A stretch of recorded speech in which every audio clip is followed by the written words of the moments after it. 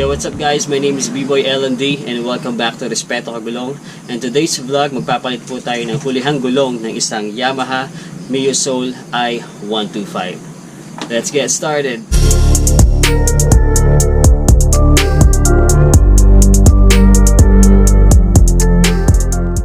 Okay, so sa pagsisimula natin, shoutout muna sa tropa natin may-ari nitong Mio i, si paring EG. Yo, yo, yo! Itong ating cameraman ngayon. So gagamit tayo ng 12mm na wire wrench. So tatanggalin muna natin yung dalawang bolt na andito sa bracket. Dalawa yan, isa dito sa taas, tsaka isa dito sa baba. 12mm. Let's go!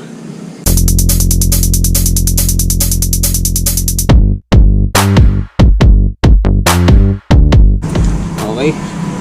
So ang reason kung bakit tinanggal natin yung dalawang bolt dito, para mamaya pag alis natin ng gulong is madali lang natin tong may uusog. Next is tatanggalin na natin yung axle nut. So gamit tayo ng 24mm close wrench. Close wrench yung gagamitin natin para maiwasan natin yung pagbilog ng mga nut natin.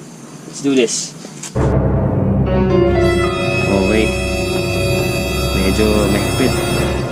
So gagawin natin ngayon, since naka-center stand siya, i-side stand muna natin para nakakontra yung gulong natin sa pag-ikot. Okay, second attempt. Counterclockwise. Lapit to pre, nanlalaban. Hindi lang pala adi ka nanlalaban. Uso pa naman ang binabaril na nanlalaban. Din mo yung preno man sana, tapos pindutin mo. Okay, diba? Yun, umikot na. Since umikot naman ako, pwede natin ito i-center stand ulit.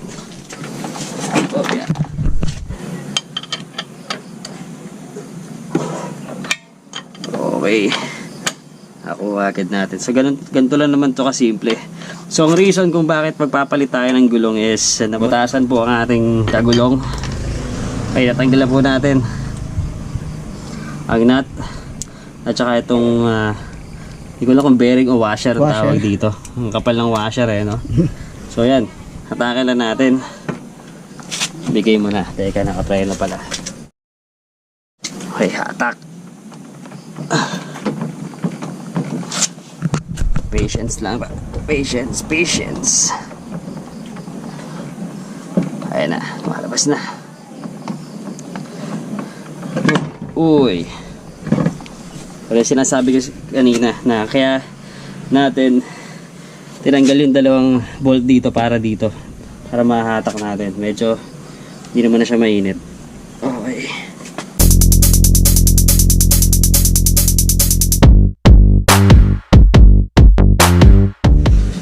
Kung tagilid kaya natin. Paano kailangan natin i-side stand? Kasama yan. It was at this moment that he knew. He fucked up. Hey! What?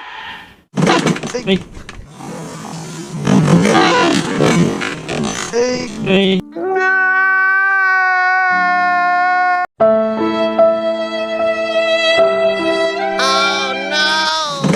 Ginagawa mo! Guys! Agad mo! Oo nga, ba't ko Mali mo. At sinide-stand mo lang naka-center. Ay, ba? Gago. Ba't wala sa isip ko yun? Kaya epic fail dyan. Huwag yung mong gagayahin.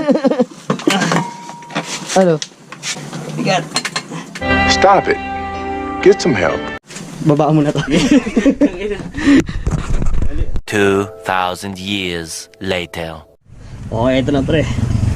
Lumabas na yung paa. Ito na. Yun! Wow! Medyo nagkasagana yung Okay lang yan. Damn. Yan na. Yung isa medyo mahirap, may hangin. Yan, ito yung gulong ni pare ko eh. Flat. Punit eh. tropa namin, ayaw namin ng flat. So ito po yung ating ikakabit.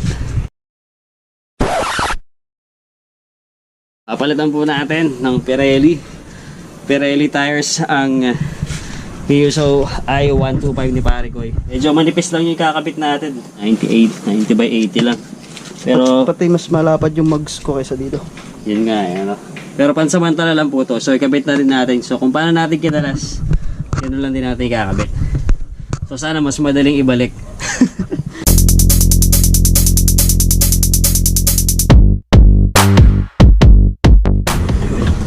Yun. Ako din. Oh my God! Wow! Nice. Napakalupit. O, ito yung tropa natin. Yo! Yeah!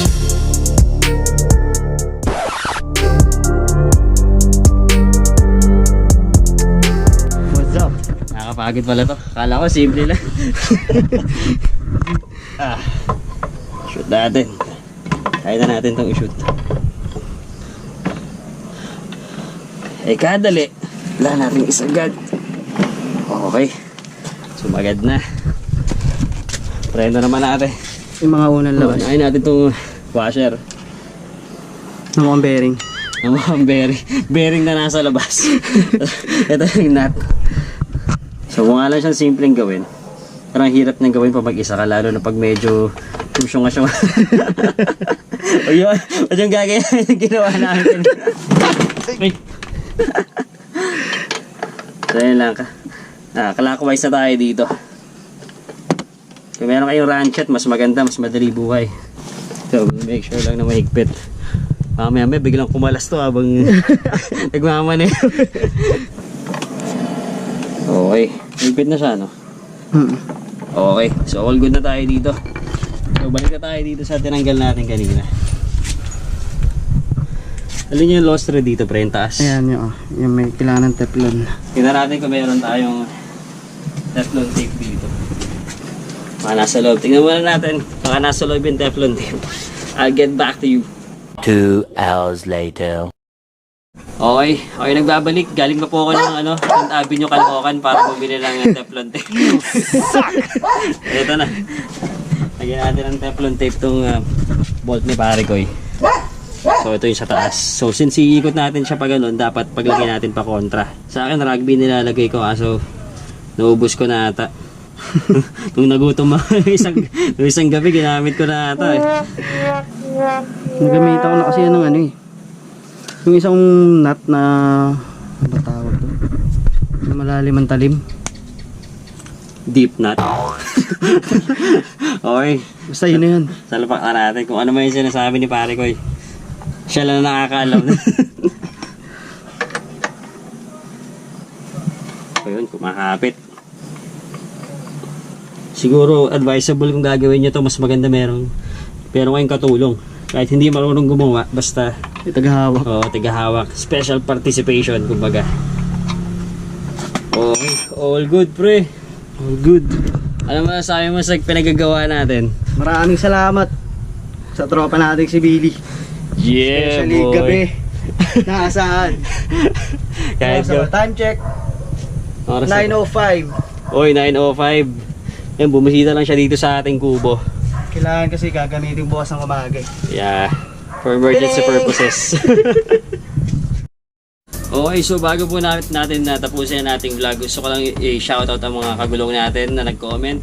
Unahin ko na si Sir Elmer Buensibilio. Yan, shoutout sa iyo, sir. Maraming salamat sa panonood. And C200S din daw yung kanyang new body. Ride safe. Shoutout din kay Jay Visario. Maraming salamat sa panonood. And maraming salamat sa solid na suporta. And shoutout din kay Mark Jonathan Elio. Lagi itong nanonood sa mga vlog natin. Ride safe always. Shoutout din kay James Alonso. Yan, maraming salamat sa palaging panonood. And shoutout din sa kagrupo natin sa Explorer Warriors Club Rizal, kay Paps Robin Dude Bernabe, isa sa mga solid natin kagulong yan. And last but not the least, kay Sir Gerard Bebanco. Yan, maraming salamat sa panonood. And next month daw kukuha na siya ng Z200 II. Good luck po sa pagkuha. And sa mga kagulong natin na gusto magpa-shoutout, just post your comment below at i-mention natin yan sa mga next upload natin. Yeah! Siyempre, wala ka ba yung shoutout? Shoutout sa magulang ko. Yeah! Yun lang. Hindi, shoutout siyempre sa buong El Katipunan. Mabuhay tayong lahat. Yeah! Batang El-Kati! Banda namin yon, supportahan nyo. Search sa YouTube. And sa Spotify and iTunes. Pre, testingin mo ako kung umiikot ng tama yung motor mo. Baka maya. Kunuha ka na marian lang umiikot eh. Yung makina lang umiikot.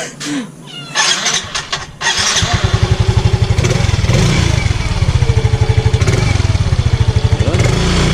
Umiikot, pre. Gulong, aandar ka na yan. Yes, sir. Ayos. Kamuntikan pa namin masira yung motor niya. Labag sa kanina. Huwag nyo nang gagayahin. Baklas na yung gulong. Isa center stand. Isa side stand. Kung hindi ka ba naman kamote.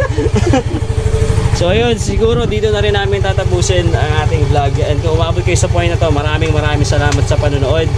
Again, shoutout sa tropa natin, si paring EG. And again, my name is B-Boy LMD and you're watching Respeto Kagulong. Always remember, just be safe always and enjoy every ride. Bye for now. Yeah.